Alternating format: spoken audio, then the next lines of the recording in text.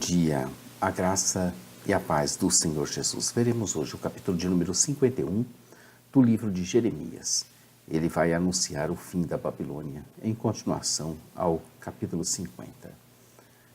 Eu sou o pastor Daniel Deusdete da Igreja Os Semeadores. Todos os dias estamos aqui com a palavra de Deus. Para a sua reflexão, abra aí a sua Bíblia no capítulo 51 para nós fazermos uma leitura prévia, lembrando que a palavra de Jeremias foi dirigida aos exilados da Babilônia para lembrar a eles os motivos das suas provações e garantir a eles que, se arrependessem, eles poderiam voltar à terra prometida com grandes bênçãos. O capítulo de número 51 tem 64 versículos. Terminaremos agora a 17ª parte, a penúltima de nossa divisão proposta de 18 delas, nos baseando na estruturação, na divisão e nos comentários da Bíblia de Genebra para nós fazermos as nossas reflexões. Estamos vendo os oráculos contra as nações. Como já dissemos, Jeremias anunciou uma série de profecias contra outras nações. Muitas já haviam se corrompido, mostrando que as outras predições também iriam se cumprir. Essa sessão do livro de Jeremias começou no versículo 1 do capítulo 46 e termina aqui neste capítulo 51. E é constituída de uma série de mensagens de julgamento contra as nações vizinhas. São 9 nações, são 9 mensagens. Contra a Babilônia, em continuação, é a última. Como já dissemos, veremos em 2 capítulos, estamos vendo, extensos, as palavras proféticas de Jeremias contra a Babilônia, dos caldeus, que prevalecia sobre todas as nações à sua época, e era retratada como um instrumento da ira de Deus. Por fim, também, como em 25, de 17 a 26, o julgamento é proferido contra ela mesma, a Babilônia, para mostrar que o dia da sua destruição também chegaria. O livro de Jeremias é organizado de modo que os oráculos constituam a sua parte final, e esse julgamento sobre a Babilônia tinha uma posição culminante. A extensão dessa sessão confirma a importância da Babilônia para a argumentação toda de Jeremias. Esse oráculo foi proferido em 593 a.C., bem ali no auge dos babilônios. A palavra do Senhor tem o seu prosseguimento na boca do seu profeta Jeremias sobre a grande e terrível Babilônia. Nos versos de 1 a 10, veremos que a destruição é anunciada com bastante detalhes. Não haveria cura para ela, embora tenha sido tentada. Sua ruína seria completa e total, e a instrução geral era para que deixassem a cidade e dela fugissem imediatamente. Deus não se esquecera da sua semente, os israelitas e de todos os judeus, ainda que estivessem eles cheios de culpas contra o Santo de Israel. Quem estava sendo despertado para agora ser o instrumento de Deus no juízo dessa terrível nação eram os medos. A Babilônia foi conquistada por uma coalizão de medos e de persas. A hora da sua destruição estava chegando. O que o Senhor intentou e planejou iria acontecer em breve sobre aquela que habitava sobre muitas águas. A Babilônia era conhecida pelos seus canais de irrigação abastecidos pelo rio Eufrates. O Senhor faz um juramento no verso 14 de que ali ele haveria de encher de homens como locustas que levariam o grito de vitória sobre ela. Dos versos 15 ao 19, uma exaltação a Deus como soberano Senhor do universo que mantém a terra com seu poder e que estabelece o mundo com sua sabedoria. Soberania, sabedoria e amor. Soberania, sabedoria e amor. São 3 marcas registradas do nosso Deus, Criador, que não criou a terra para ser um caos, mas que espera pacientemente o tempo certo de se trazer tudo à tona. O homem no presente está dominado pela vaidade, e na sua cegueira, por causa do pecado, junta seu conhecimento e habilidades dadas pelo seu Criador para com elas formarem imagens e deuses, aos quais se prostrarão em completa ruína para suas próprias almas.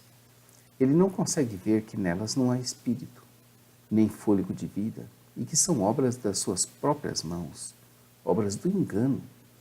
O homem se encontra embrutecido de modo que o seu conhecimento não o leva à luz. Antes, ele quer dela se afastar. A partir do verso 20, uma vez que parecem ser dirigidas à Babilônia, os versos 20 a 23 devem ser considerados em conjunto com os versos de número 24 a 26. Assim, a passagem significa que a Babilônia servia de martelo de Deus contra as nações, mas que, em decorrência dos seus próprios pecados, também foi objeto da ira divina.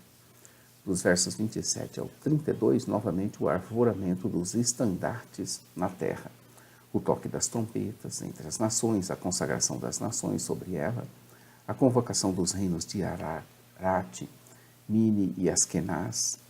Babilônia seria de toda destruída por causa dos desígnios do Senhor que estavam sendo firmados contra ela.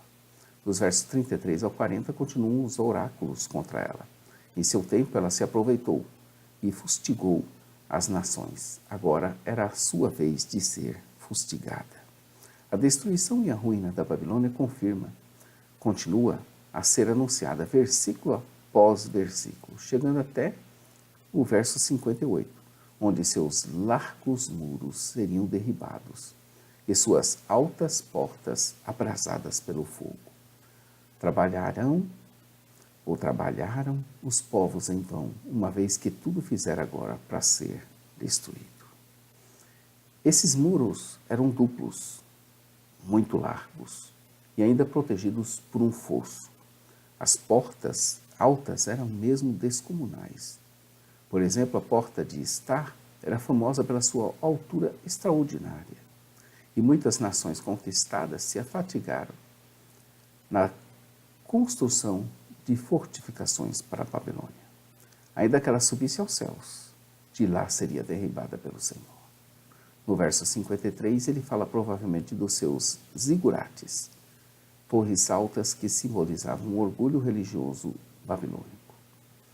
Veja aí Gênesis 11, verso 4. No verso 59, e a partir dele, foi uma palavra que mandou Jeremias a Seraías, filho de Nerias, filho de Maazéias, quando iam acampando ou acompanhando Zedequias para a Babilônia no 4º ano do seu reinado. Seraías era o camareiro-mor, um intendente de Zedequias, responsável pela acomodação dessa expedição a caminho da Babilônia. Era irmão de Baruque, o escriba de Jeremias. O ano provável era entre 594 e 593 a.C. É possível que essa expedição tenha sido realizada em resposta a uma convocação para Zedequias para que ele explicasse a sua participação na rebelião contra Nabucodonosor. Assim escreveu Jeremias num livro todo mal que havia de vir sobre a Babilônia. É possível que nele incluísse esses oráculos, esses que nós estamos vendo, dos capítulos 50 e 51. Lembrando que o livro de Jeremias tem 52 capítulos.